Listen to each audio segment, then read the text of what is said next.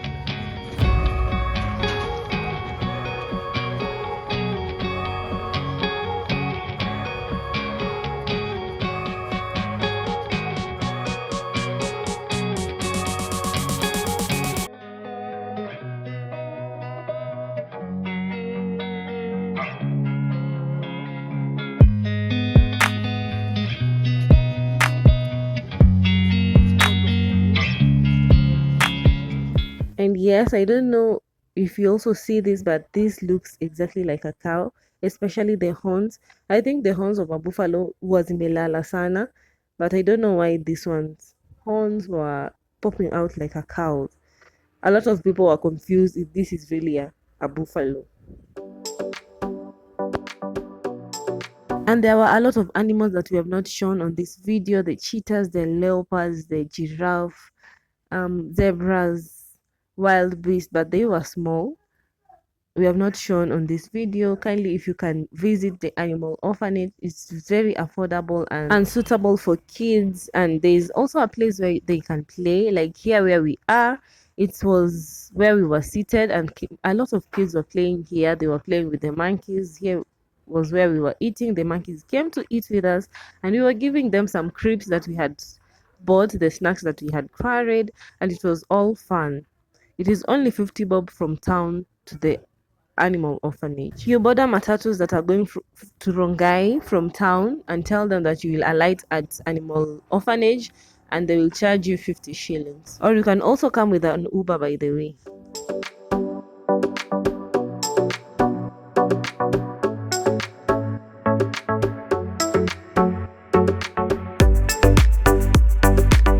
So this is on a different day. I decided to make vanilla cake for my daughter. You can also bake this cake for someone's birthday, because the ingredients are very simple. The main ingredients of a cake: just milk, sugar, self-rising flour, eggs, and margarine. Only that.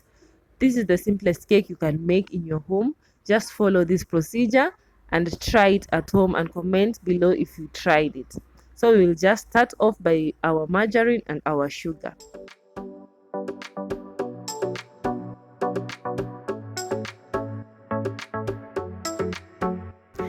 I am using Prestige margarine, the vanilla flavored one. That's why the cake is called vanilla cake. So I'll start up by putting the margarine, all of it, the 500 grams margarine, to a sufuria, and some sugar and start mixing. And for sugar, I'm going to use half of this container. Yeah, Prestige. As you can see, I've just poured a half of it. I will also use 8 eggs for this recipe. I'll be adding milk pole pole, and I'll also be putting flour pole pole. Just watch. I'll also put the procedure, the ingredients, in the description box, so that you can follow it, and you can also watch how I'm doing it.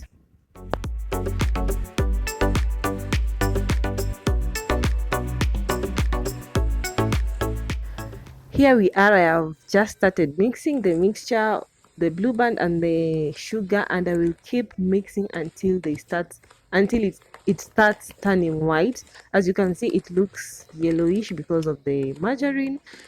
I will keep mixing until it turns white. So far, this is how it is turning to be. As you can see, you can't see the sugar particles, and it's slowly turning to white.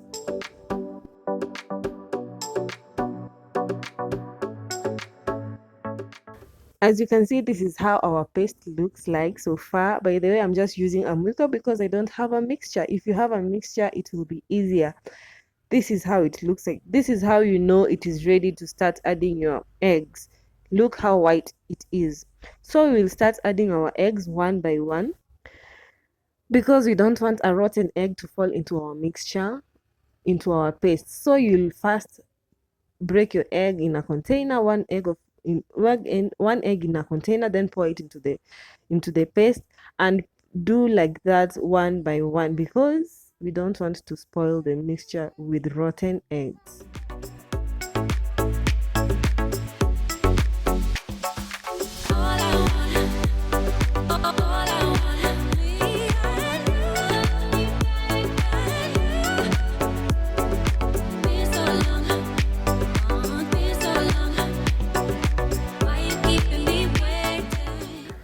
So after you've put all your 8 eggs, you start mixing slowly by slowly, or carefully. Make sure you don't spill anything.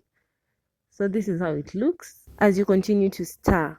So you're supposed to stir until the mixture is smooth, until the eggs and the paste mix up and becomes a smooth paste. So just keep mixing. For those who have a mixture, it will be easy, but for those like me who don't have a mixture, just use a Mwiko. Yes, you'll be building some muscles, but it's okay. So just keep mixing until it becomes smooth.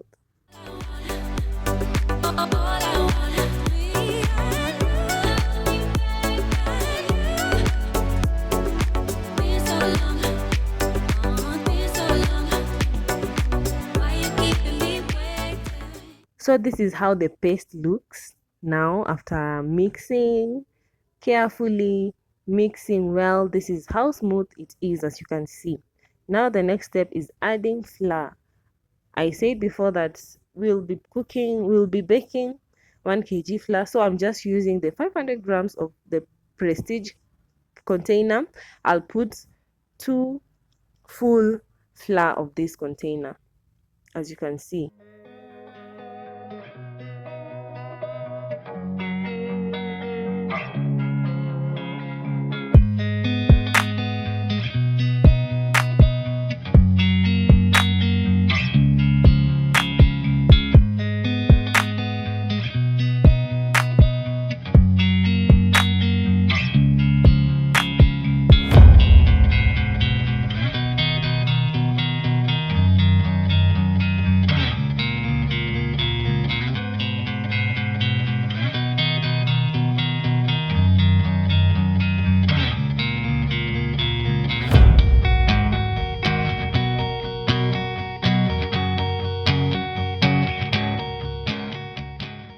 So here's the next 500 grams of flour to make 1 kg.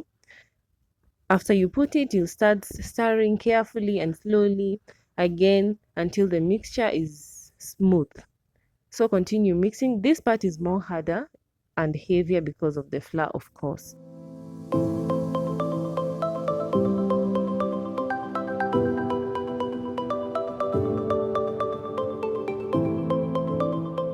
So this is how it looks after you've added your flour and you've mixed it for it to become a smooth paste. This is how it will look. Keep mixing until you don't see any signs of flour anywhere, until it becomes a smooth paste like this. After this part, you're going to add milk bit by bit.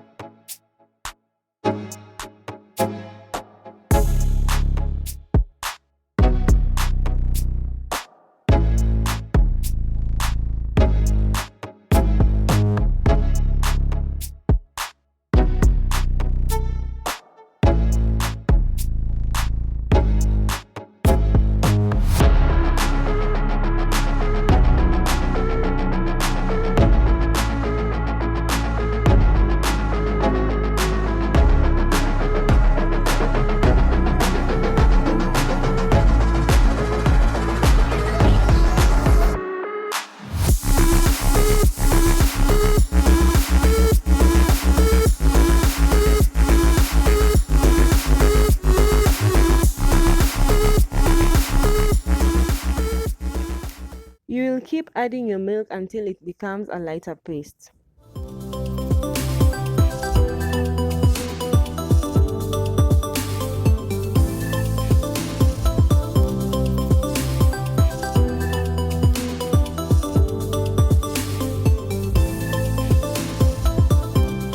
So this is how light my paste is. This, you can also make it like this, although some people like putting it heavier. I went ahead and added a little bit of milk to make it even more lighter.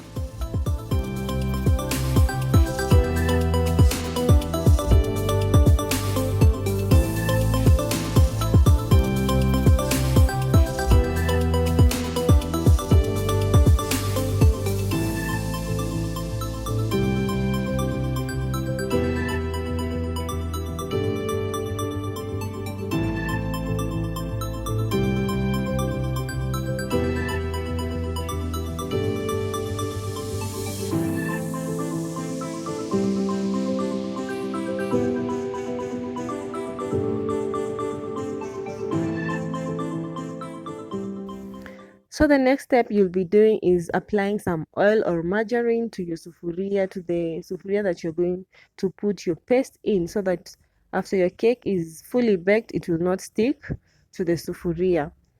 So as you can see, that is what I am doing, just applying each and every part where I think the paste is going to reach.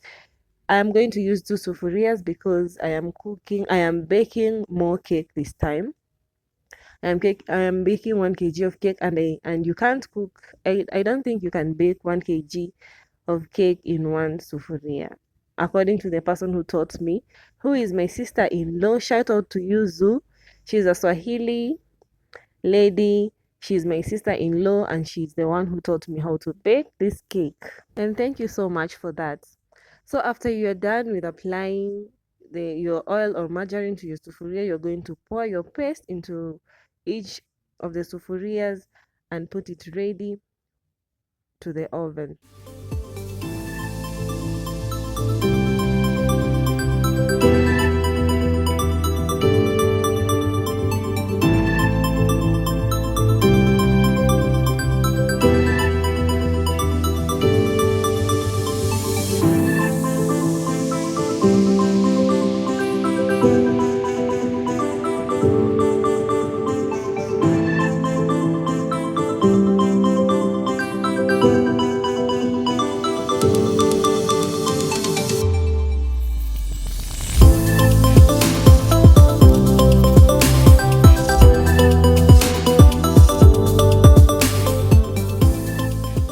And for our cooker, we are going to set it up.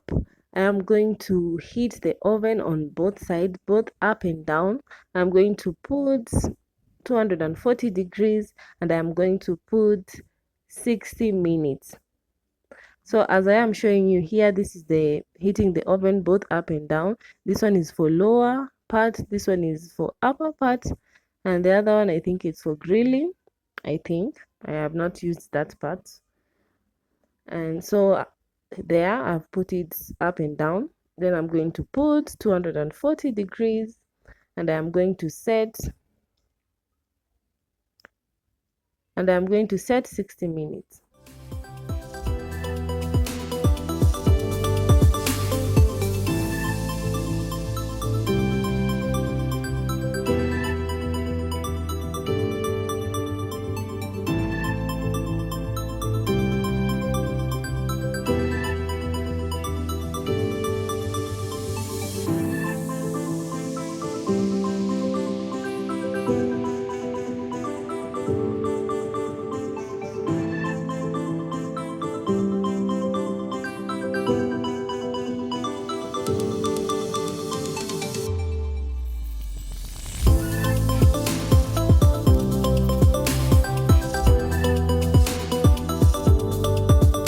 Something else that you'll be doing is checking your cake if it has started cooking.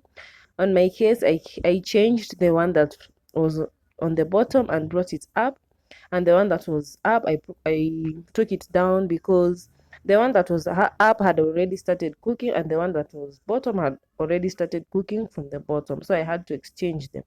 Then if you want to know if your cake is ready, you're going to put a knife inside, and if the knife comes out clean, then your cake is well cooked inside.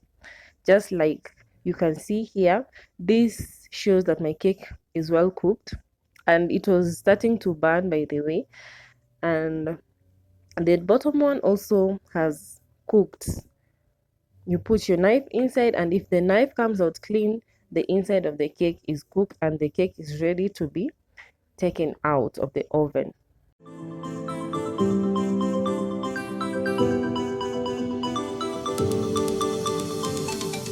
So here is the cake. As you can see, the sufuria, it came out clean, although it had started burning at the bottom, but it's still okay. It has not really burnt so much.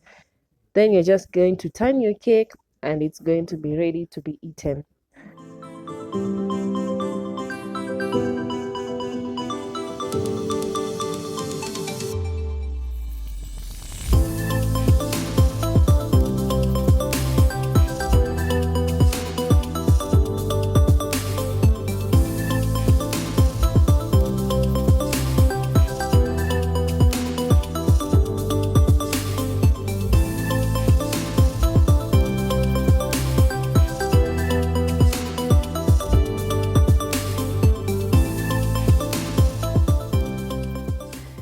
Here is the second cake, and this is how you can turn it using a plate.